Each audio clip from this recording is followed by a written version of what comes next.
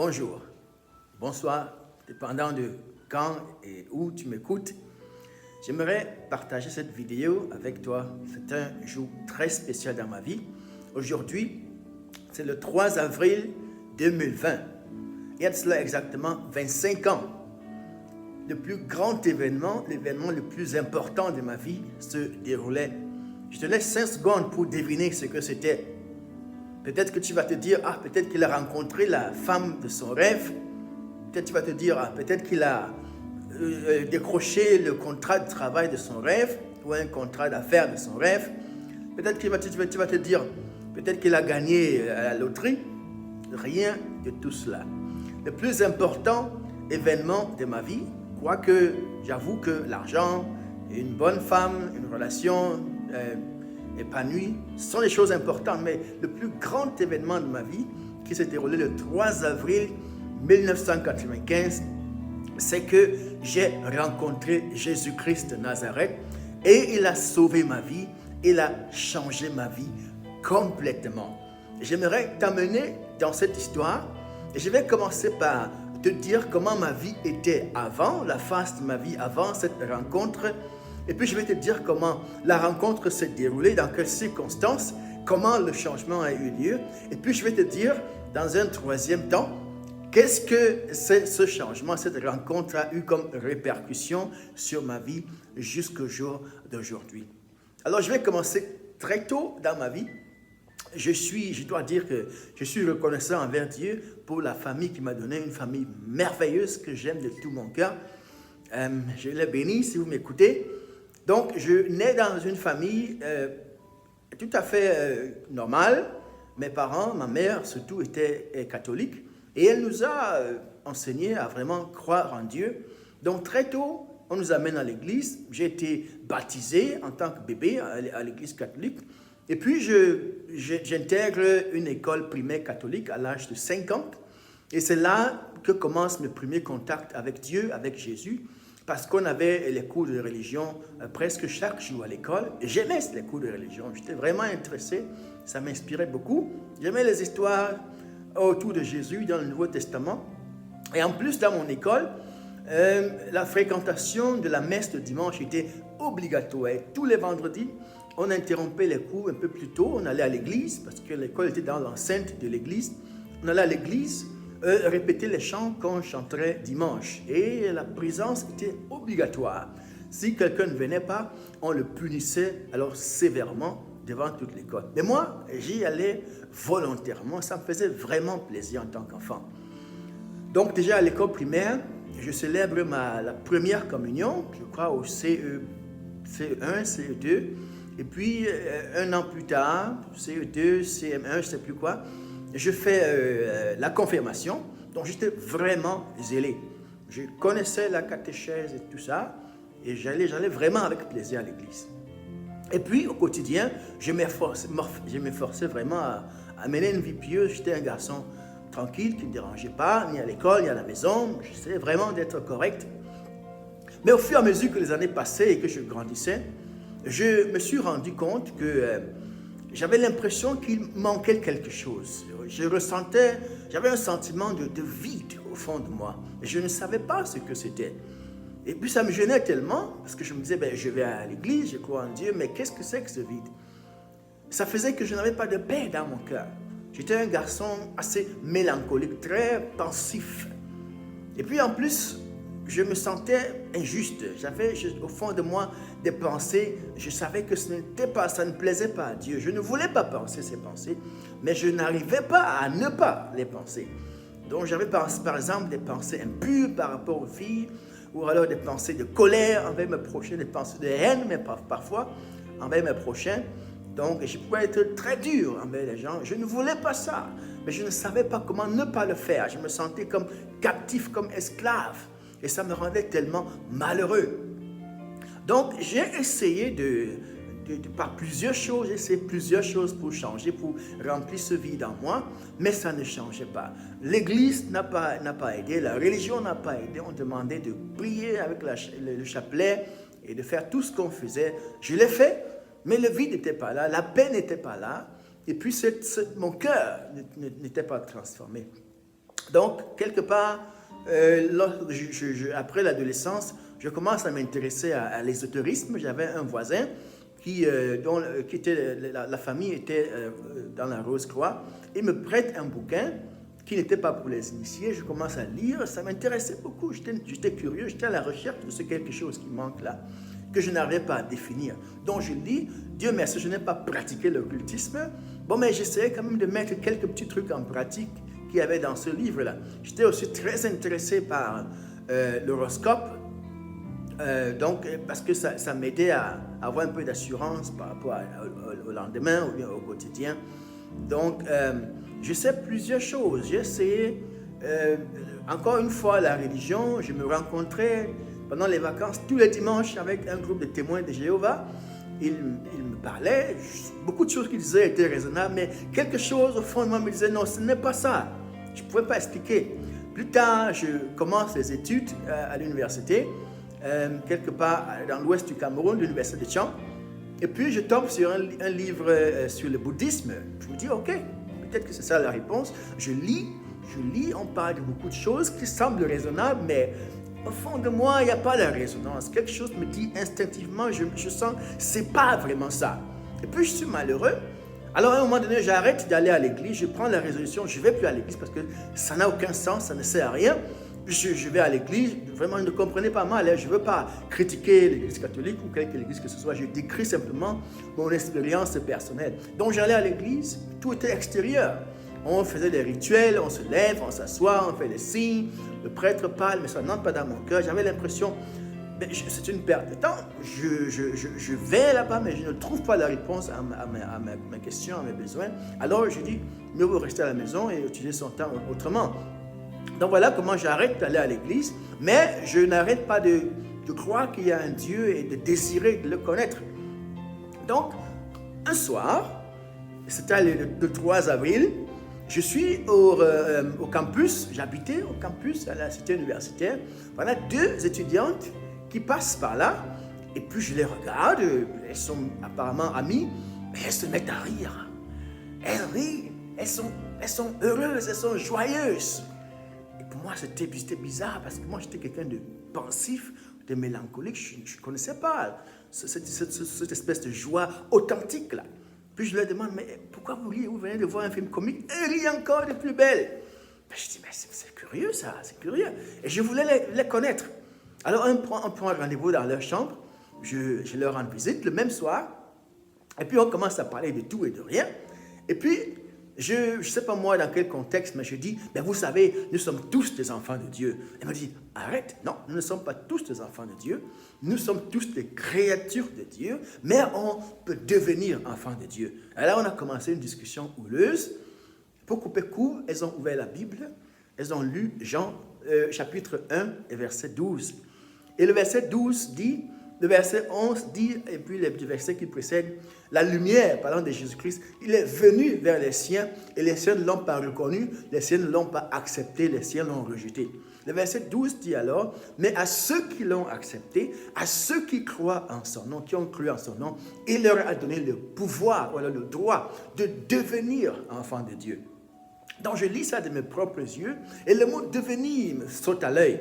Et bien je dis, tiens, s'ils sont devenus, c'est qu'ils ne l'étaient pas avant. Donc il y a eu un changement d'état ici. Et qu'est-ce qui a provoqué le changement d'état? C'est le fait qu'ils aient accepté Jésus dans leur cœur, dans leur vie, et qu'ils aient cru en son nom. Et pendant que je lis ce verset de mes propres yeux, quelque chose me dit à l'intérieur, Antoine, c'est ça que tu cherches.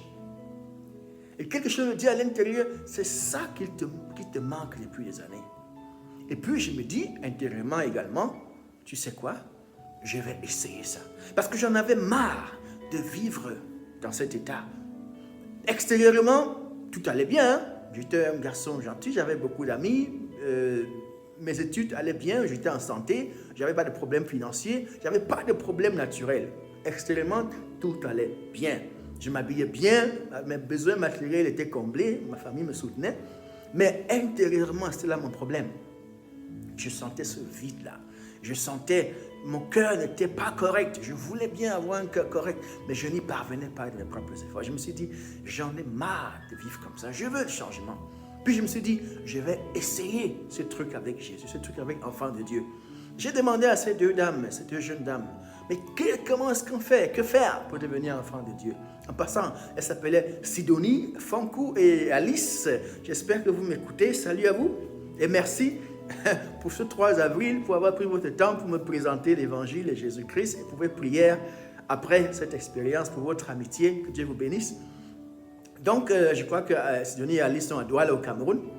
Donc, on discute et puis je demande, mais qu'est-ce qu'il faut faire pour devenir enfant de Dieu? Elle me dit, c'est simple, Jésus est ici, il a des oreilles, tu peux lui parler. Ah, ben, je vais parler, comment on parle à Jésus? Parce que là, à l'église catholique, on nous avait appris en tout cas, des formules de prière, tu avais ton chapelet, tu avais des prières à Saint-Luc, à beaucoup de saints. Donc, cette prière formulée librement et de son cœur, je ne connaissais pas ça. Donc je leur demande, est-ce que vous pouvez m'aider? Ben oui, bien sûr. Elle me prête des paroles, elle prie, je répète.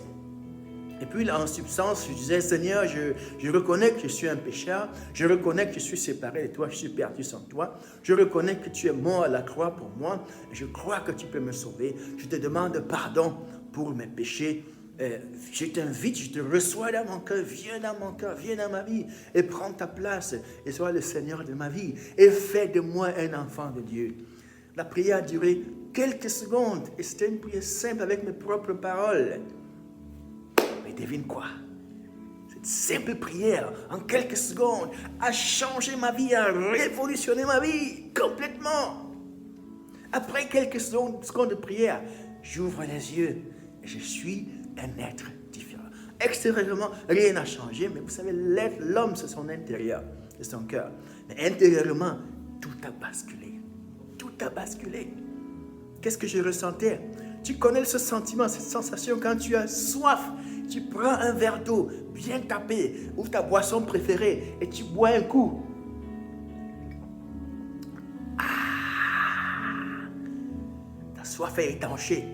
Ou quand tu as faim, on te donne ton plat préféré, tu manges. Et après, cette sensation-là, la paix, la joie, la tranquillité, c'est difficile à décrire, chacun connaît ça. Prenons l'exemple de l'eau et de la nourriture. Voilà que c'est ce que je ressentais. Seulement plus intense et plus indescriptible.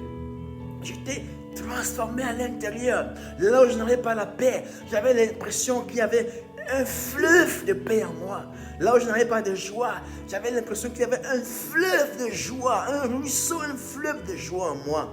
C'était une joie qui était intérieure, ça allait de l'intérieur vers l'extérieur. Avant, pour que j'aie la joie, il fallait que quelque chose d'extérieur vienne, qu'on me fasse du bien, ou que j'ai une bonne note, ou quoi que ce soit. Mais là, c'était à l'intérieur, et c'était permanent. Je me sentais léger. Et puis, je me sentais aimé par Dieu. Tout d'un coup, j'avais le sentiment que je suis un avec Dieu, que je suis intime avec Dieu. Et puis ce même soir, j'y retourne dans ma chambre. Pour la première fois de ma vie, je me mets sur mes genoux et je parle à Dieu comme s'il était devant moi. Je parle à Dieu comme s'il me tenait dans ses bras, comme un père qui tient son bébé dans ses bras. Je me sentais aimé et couvert et protégé. Et c'était la plus belle expérience de ma vie. Alors le lendemain, je vais au campus. Et tous ceux qui m'ont rencontré, je leur annonçais ce qui m'était arrivé, que Jésus-Christ m'avait pardonné, que j'étais devenu enfant de Dieu, et que j'avais trouvé ce que je recherchais depuis des années. Waouh! Hein? Donc, la vie continue, mais moi j'étais content, j'étais heureux, mais ma famille n'était pas du tout heureuse, n'était pas du tout contente de ma décision. Pourquoi? Parce que mes frères et sœurs estimaient, je vais vous dire, je suis le plus jeune, Benjamin, d'une famille de 8 personnes. Donc, ils estimaient que nous sommes une famille catholique et je n'ai pas le droit de changer d'église. Hein. Ils nous oublient que j'avais arrêté d'aller à l'église catholique avant de faire cette expérience, la rencontre avec Jésus-Christ. Donc, il me dit, non, nous sommes catholiques et tu n'as pas le droit de quitter l'église catholique. Ils me disent, Dieu a créé 3 religions, le catholicisme, le protestantisme et l'islam. Tout ce qui est hors de ça, c'est une secte pernicieuse. tu es entré dans une secte pernicieuse et il faut que tu sortes de là. Donc, ils me mettent la pression psychologique. Et la pression psychologique ne fonctionnait pas. Maintenant, ils ont pris la pression financière. Je dois dire que quand la pression a commencé au départ, le premier jour, j'étais triste. Et puis, je lis dans la parole de Dieu, dans Acte 4 ou 5, la parole de Dieu dit, les apôtres avaient été arrêtés, ils avaient été jetés en prison, flagellés, torturés. Et lorsqu'on les libère, ils sont contents. Ils remercient le Seigneur parce qu'il les a jugés dignes de souffrir à cause de son nom. Quand je lis ça, je dis, oh mais tiens, mais ce qui t'arrive, c'est un privilège d'être persécuté à cause du nom du Seigneur, à cause de ta foi. Pas parce que tu as été désobéissant, pas parce que tu as été impoli ou irrespectueux, pas parce que tu aurais volé, mais parce que tu as cru en Jésus-Christ et que tu veux tenir ferme dans ta foi. J'ai commencé à considérer cela comme un privilège d'être persécuté à cause de ma foi en Jésus-Christ. Et dans le naturel, je n'avais rien fait de mal envers ma famille. C'était explicitement à cause de ma foi. Alors, ça m'a rempli de paix. Ça m'a donné l'espoir. Et aussi, Dieu a rempli mon cœur d'amour envers ma famille. Je priais pour eux. Je savais que ce n'était pas eux, que Satan voulait les utiliser pour me dissuader, pour me distraire, pour me décourager, pour m'arracher de ma foi. Le Seigneur m'a accordé la grâce de tenir ferme. Alors, la pression psychologique n'a pas marché. Ils ont adopté la pression financière. Qu'est-ce qui se passe? Je suis à l'université, je suis en deuxième année, je fais droit et sciences politiques à l'université de Tchang, à l'ouest du Cameroun. Alors, ils me disent, tiens, jeune homme, maintenant, c'est sérieux. Tu dois prendre une décision.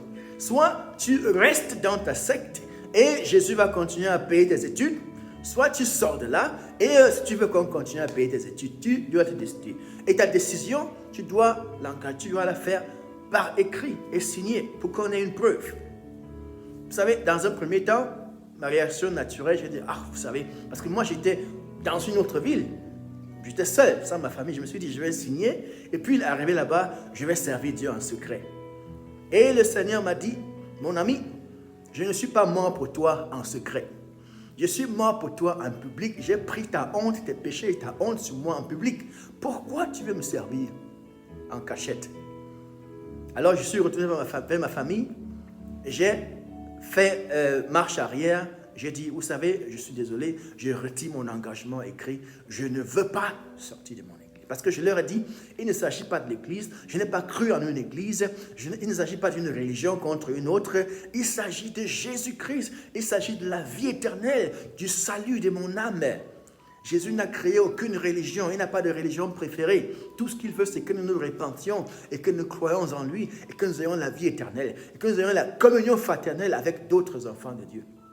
Mais ils ne comprenaient pas ça. Alors, ils m'ont dit, si tu veux rester dans ta secte, voilà, on arrête de payer tes études. La conséquence, et ça je le savais, c'est que je devrais arrêter d'aller à l'université parce que je n'avais pas d'autres sources de financement, ni dans la famille, ni à l'extérieur, ni à l'assemblée. Donc voilà comment ils me laissent tomber parce que j'insistais que je n'allais pas me retirer de ma foi et abandonner ma foi. Ils ont dit, voilà, si c'est le cas, tu n'espères plus aucun franc de nous, on ne te soutiendra plus. Je dis, ok, merci pour tout ce que vous avez fait jusqu'ici, que le Seigneur vous bénisse. Et puis, ils m'ont chassé de la maison. Il faut dire, j'habitais chez ma sœur aînée, qui est une femme superbe, une femme merveilleuse, c'est ma mère, que j'aime de tout mon cœur. Elle me dit, tu prends tes affaires et tu sors de ma maison. Toi et moi, nous sommes comme le feu et l'eau, comme le jour et la nuit, je ne te connais plus, tu n'es plus mon frère. Même si tu entends que je suis morte, ne mets plus jamais pied chez moi. Prends tes effets et va servir ton Jésus. J'ai pris mes effets avec un cœur reconnaissant pour tout ce qu'elle représente pour moi. Sans aucune rancœur, je suis sorti de chez elle. Et mes parents habitaient dans une autre ville, dans une région, en arrière-plan du pays, en arrière-pays. Je suis allé. Au moins, ils m'ont accueilli, ils m'ont donné la possibilité de dormir chez eux. Mes parents étaient d'humbles paysans, des tout petits paysans, donc je suis revenu au point zéro. Voilà, j'étais là, en campagne, près de mes parents. Je les servais, je les assistais, j'étais déjà assez âgé. Je m'occupais de là où je pouvais, mais je persévérais dans ma foi. Donc, pour couper l'histoire courte, quelque part en février 98, qu'est-ce qui se passe? Je crois que c'est alors un jour, ma famille, ils me saisissent de force, ils me lient les mains, ils me lient les pieds, et ils me jettent dans un taxi. Et là, quand ils me jettent, mon visage est recouvert d'un tissu, je crois le blouson que je portais. Donc, ils me conduisent vers une destination qui m'était inconnue. À un moment donné, la voiture s'arrête, et puis ils me font sortir de là, ils me déposent à une véranda, j'ouvre les yeux, je ne sais pas où je suis. Et puis quelques instants après, j'apprends que je suis dans la concession d'un chef traditionnel de 2e ou 3e degré à l'ouest du Cameroun, qu'on appelle Frameka, le chef Bameka, qui était en même temps, il se trouvait qu'il était en même temps un grand marabout, un marabout de grande réputation. Donc je comprends que voilà ce qui se passe, je suis chez un marabout et apparemment ils veulent faire quelque chose là de mystique. Je suis assis à la véranda, l'assistant du marabout, il envoie m'hypnotiser, il avait un sac, il y avait un poudre dedans, un sac sans ouverture. Alors il tape sur la poudre et il me demande où est le livre, où est le livre que tu lis, où est le livre que tu lis. Il voulait m'hypnotiser pour que je livre le secret parce qu'ils estimaient que j'avais un livre secret. Quand je le lisais, c'est ça qui trouvait ma tête. Et puis, le marabout avait dit que je suis fou, que cette secte m'a rendu fou et que j'ai un livre secret. Quand je le lis, ça me rend fou. Donc, il fallait d'abord savoir où est ce livre-là pour aller le chercher et le détruire. Mal lui en a pris, ça ne fonctionnait pas avec moi. Parce que pendant qu'il faisait ces trucs, moi, je chantais, je louais le Seigneur et puis ça ne m'intéressait pas. Il me regardait la concession, les gens étaient sortis, les enfants du chef. Ils me regardaient avec pitié, je les entendais dire « Oh, regardez-le, un beau garçon comme ça, et il est intelligent, alors, il a même le bac, hein, mais on l'a trompé, on l'a mis dans une secte, maintenant il est fou, oh, le pauvre !» J'étais assis là, j'ai dit dans mon cœur, Seigneur, aie pitié d'eux, aie compassion d'eux. Alors le marabout, le chef même, il sort, il demande qu'on m'amène, on me conduit vers l'arrière de la maison, et là, me voilà devant lui, avec ses deux assistants. Il me demande de me déshabiller. Je dis, pourquoi tu veux que je me déshabille? Il me dit, je vais te laver. Je lui dis, vous savez quoi? Je suis pur parce que le sang de Jésus m'a déjà lavé. Il dit, ah, n'écoutez pas le fou, déshabillez-le. Il a dit, ok, laissez, je vais me déshabiller. Je vous laisse faire ce que vous voulez faire afin que Dieu démontre que vous êtes menteur et que lui seul est le seul vrai Dieu. Je me suis déshabillé, j'étais tout nu comme un ver de terre. Ils m'ont fait entrer dans un, je ne sais pas comment on appelle ça en anglais, shrine, dans un endroit occulte. Et puis les serviteurs avaient des masques occultes. Et ils avaient le feu qui soufflait au-dessus de ma tête. Alors apparemment, le marabout avait fait venir ma famille avec des trucs pour travailler. Par exemple, il y avait un mouton et des calebasses et tout ça. Donc, ils ont égorgé le mouton et ils ont fait gicler le sang sur moi. Ils ont embaumé tout mon corps, de la tête jusqu'aux pieds, avec ce sang-là. J'étais assis dans cet endroit-là, tout seul, j'étais tout nu, comme ma mère m'a accouché. Donc, après quelques temps, le sang ayant séché, ils cueillent certaines herbes qu'ils mettent dans l'eau chaude et ils lavent le sang. Puis, je me rhabille. Et puis, il me montre une chambre, on m'assigne une chambre où je dois dormir. Et j'ai 2 gardes de corps qui veillent sur moi jour et nuit parce que c'est le fou, il a tellement d'énergie, il pourrait s'enfuir, il pourrait s'échapper. Donc, ils sont toujours près de moi, les gardes de corps. Alors, je suis dans la concession du chef. Et le matin, je me lève, je m'assois là, je chante des chants de louange, d'adoration. Le Seigneur m'inspirait de nouvelles chansons que je n'avais jamais connues ou entendues avant. Et puis les gens du village qui entraient dans la concession, me voyant chanter, ils riaient. Ils disaient, oh, le fou chante, le fou chante. Donc je suis devenu le fou du village. Toute la concession, tous ceux qui venaient dans la concession du roi me considéraient comme le fou du village, qui passe son temps à chanter. Et puis je prêchais à ceux qui venaient consulter le marabout. Je leur prêchais Jésus-Christ. Je me rencontrais un couple plus tard à qui j'ai prêché dans cette concession-là. Donc après, il y a eu des traitements très douloureux. Ils ont fait des choses qu'ils enfonçaient dans mes narines, ça allait jusqu'au cerveau et ça faisait mal. Je crois qu'il voulait laver mon cerveau, je ne sais pas pourquoi. Mais après 8 jours, j'ai dit au Seigneur, je dois partir d'ici. Je ne connaissais pas la route d'entrée, mais il se trouve que mes 2 gardes du corps avaient affaire. Il y avait une cérémonie qu'ils préparaient, ils m'ont amené là-bas et ils ont été appelés, requis pour travailler là-bas. J'ai dit au Seigneur, aujourd'hui c'est le jour. Donc, j'ai dit au Seigneur, j'ai prié, frappe tout le monde dans la concession et autour de la concession. Frappe-les tous de cécité jusqu'à ce que je sois parti. Donc, il y avait une porte à l'arrière de la maison. Je suis sorti par là, par la foi. J'ai commencé à marcher sans savoir où j'allais. À marcher.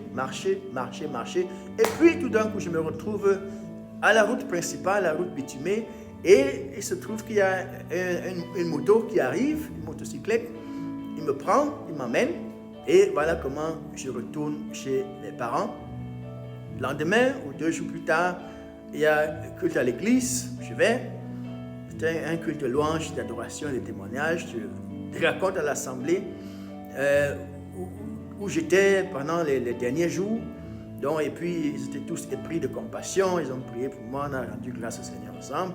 Donc, le temps passe. Et puis, ma famille se rend compte que le gars là qu'on attendait à ce qu'il devienne fou, il n'est pas fou. Au contraire, il est de plus en plus, il est plus raisonnable que jamais. Il voyait la transformation en moi. Et puis, il revenait progressivement vers moi. Après, la relation s'est normalisée. Alors, un jour, ils me disent, voilà, tu sais, nous voulons que tu retournes à l'université, mais on va tout faire, tout mettre en œuvre pour que tu ailles à l'étranger. Voilà comment, après plusieurs années d'essai, le Seigneur finalement ouvre la porte. En 2002, je reçois un visa d'étudiant pour l'Allemagne. Je viens en Allemagne où je vis depuis 2002. J'ai 27 ans entre-temps. Donc, il faut recommencer les études à 27 ans, vous imaginez, c'est pas facile. Et puis, j'ai pas d'argent, il faut s'autofinancer, il faut travailler à côté pour financer ses études. Mais le Seigneur m'a fortifié. C'était compliqué, j'étais plusieurs fois au bord du souffle, au bout du découragement et sur le point d'abandonner. Mais le Seigneur m'a fortifié. Il m'a dit, mon fils, continue. Donc, j'ai poussé. Donc, j'ai eu le premier diplôme, le bachelor, et la question c'était, mais maintenant, comment est-ce que ça continue? Alors, le Seigneur a fait un miracle immense. Le Seigneur m'a donné une bourse pour une université d'élite, une université privée dans ma ville. Et voilà, une université d'élite. Et la pension coûte 20 000 € par an. Et mes parents sont morts, ils étaient pauvres, même s'ils vivaient, personne de ma famille n'aurait pu payer ça. Moi encore moins, 20 000 €. Alors qu'est-ce qui se passe? L'université me dit, monsieur, on vous donne comment on appelle ça? Deux bourses. Voilà. La première bourse consistait à supprimer la pension pour moi, donc je n'ai pas payé un seul centime, 20 000 € chaque année, 2 ans. La deuxième bourse consistait en une allocation de 300 € mensuels pendant 2 ans. Voilà comment le Seigneur a fait ce miracle. Il m'a fait entrer dans cette université. J'ai fini mon master au bout de 2 ans. Entre-temps, j'avais trouvé une femme merveilleuse. Le Seigneur m'a béni avec une femme merveilleuse avec qui nous avons 3 enfants, 3 garçons. Donc, 2009, là, j'étais marié entre-temps. 2009, je finis mes études et puis j'ai des grands rêves. Mais, j'ai fait 2 ans de chômage après mes études. Pendant ces 2 ans, on sert le Seigneur et au bout de 2 ans, le Seigneur a ouvert une porte. J'ai trouvé un travail dans un lycée chrétien dans ma ville où j'enseigne depuis 2011. Et en 2013, le Seigneur nous a appelés, ma femme et moi, à implanter une église dans notre ville. Une église que nous dirigeons avec beaucoup de plaisir depuis 2013. Ça fait 7 ans maintenant. Et voilà, la vie continue. Donc, voilà, c'était un bref aperçu de ma vie, comment ma relation avec Jésus-Christ a commencé et comment cette relation a impacté ma vie. Alors, toi qui m'écoutes, je ne sais pas quel effet cette vidéo, ce témoignage, comme on dit dans le jargon chrétien, cette histoire, je ne sais pas quel effet cette histoire a sur toi. Je crois que tu ne regardes pas cette vidéo par hasard. Dieu veut te parler. Peut-être qu'il t'a déjà parlé d'une façon ou d'une autre. Peut-être que tu es comme moi à l'époque, tu es à la recherche. Peut-être que tu ressens ce vide en toi et tu as essayé de le combler avec beaucoup d'autres choses, peut-être avec les femmes, les garçons, le sexe, ou l'argent, ou le travail, ou une belle apparence, c'est pas moi quoi. Peut-être avec la religion, peut-être avec l'occultisme, peut-être tu pratiques l'occultisme ou l'astrologie. Et tu ressens toujours ce vide en toi. Peut-être que tu ressens aussi en toi que ton cœur n'est pas droit. Et tu te demandes, mais comment est-ce que je peux faire pour abandonner le péché? La réponse, c'est Jésus-Christ. Jésus-Christ est la réponse. Il est la seule réponse. Tu peux continuer à rechercher pendant des années, aller dans différents continents. Tu vas te rendre compte à la fin que Jésus-Christ, que toutes ces choses ne vont pas combler ce vide en toi. Parce que tu as été créé pour vivre avec ton Créateur. Et seul Jésus-Christ, tant qu'il ne prend pas sa place dans ton cœur, tu ne pourras pas vraiment être comblé. Et le pire, c'est que si tu meurs dans cet état, tu vas aller passer l'éternité sans Dieu en enfer. Ça, c'est encore pire que ce que tu ressens maintenant. Oh, Jésus se tient à la porte de ton cœur et il frappe. Si tu ouvres ton cœur, il va entrer, il va souper avec toi, il va te remplir de soi-même. Et tu deviendras un enfant de Dieu. Il va te combler de son amour. Alors, toi, peut-être tu m'écoutes et tu as déjà fait ce pas. J'aimerais t'exhorter à prendre ta foi au sérieux, à craindre Dieu, à être un disciple, à tout donner. La Bible dit que à quoi servira-t-il à l'homme de gagner le monde entier s'il perd son âme? Qu'est-ce que tu peux donner en échange de ta foi? Rien. Ta foi n'a pas de prix. Sois un disciple. Sers le Seigneur, pas pour les miracles. Sers-le, qu'il pleuve ou qu'il neige. Je ne sais pas s'il neige là où tu vis. Qu'il pleuve, qu'il neige, qu'il fasse soleil, qu'il fasse sombre. Sers le Seigneur à tout prix. C'est un privilège de le servir. Peut-être que tu passes par les persécutions. Ne dis pas, oh Seigneur, pourquoi tu m'as abandonné? Pourquoi tu laisses ça? Sers le Seigneur. Ne le sers pas pour les miracles. Sers-le parce que tu l'aimes. Aime-le de tout ton cœur, toute ton âme, toute ta pensée, toutes tes forces. Et cherche premièrement le royaume et la justice de Dieu. Et toutes autres choses te seront ajoutées. Dieu a un plan pour ta vie. Dieu veut utiliser ta vie. Peut-être que tu passes par des tribulations, des moments difficiles, et tu es tenté d'abandonner la foi ou de te compromettre. Ne le fais pas. Tiens ferme. Tiens ferme. Sers le Seigneur, persévère, sois un disciple ou une disciple et Dieu va te récompenser dans cette vie et dans la vie à venir.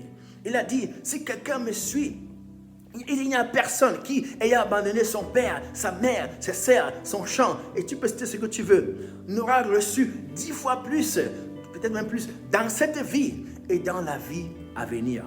Tu vas recevoir 100 fois plus dans cette vie et dans la vie à venir.